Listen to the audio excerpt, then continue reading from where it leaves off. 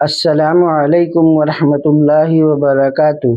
آئیے ہم اور آپ مل کر حضرت محمد صلی اللہ علیہ وسلم کی سیرت مبارکہ سماعت فرمائیں۔ مسجد زرار کو آگ لگانا۔ واپسی کے بعد آپ صلی اللہ علیہ وسلم نے اس جگہ آگ لگا دینے کا حکم فرمایا جو منافقین نے مسلمانوں کے خلاف مشورہ کرنے کے لیے مسجد کے نام سے بنائی تھی، اور مسلمانوں کو دھوکہ دینے کے لیے اس کا نام مسجد رکھ دیا تھا۔ سیرت مغلطائی۔ اس سے یہ بھی معلوم ہو گیا کہ مسجد زرار در حقیقت مسجد نہ تھی۔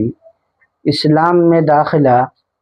صلح حدیبیہ کے بعد جب راستے معمون ہوئے تو اشاعت اسلام، جس کو امن و امان ہی کی ضرورت تھی، ایک حد تک وسیع پیمانہ پر ہو سکی، اور اسی لیے اس صلح کا نام آسمانی دفتروں میں فتح رکھا ہوا تھا۔ لیکن پھر بھی کچھ لوگ قریش کے دباؤ کی وجہ سے اسلام میں داخل نہ ہو سکے تھے۔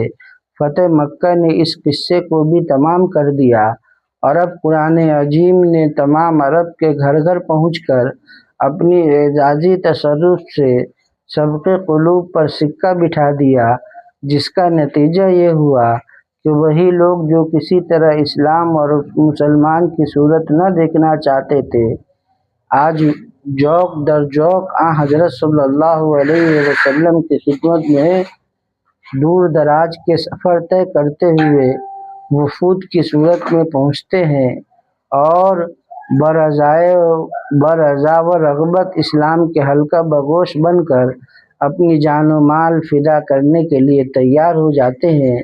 اور یہ وفود اکثر 9 ہجری میں حاضر خدمت اقدس ہوئے۔ وفد ثقیف۔ یہ وفد تبوک سے واپسی کے بعد ہی مدینہ طیبہ میں حاضر ہو کر مشرف با اسلام ہوا۔ پھر پے در پہ وفود آنے شروع ہو گئے، جن کی تعداد 70 تک نقل کی جاتی ہے۔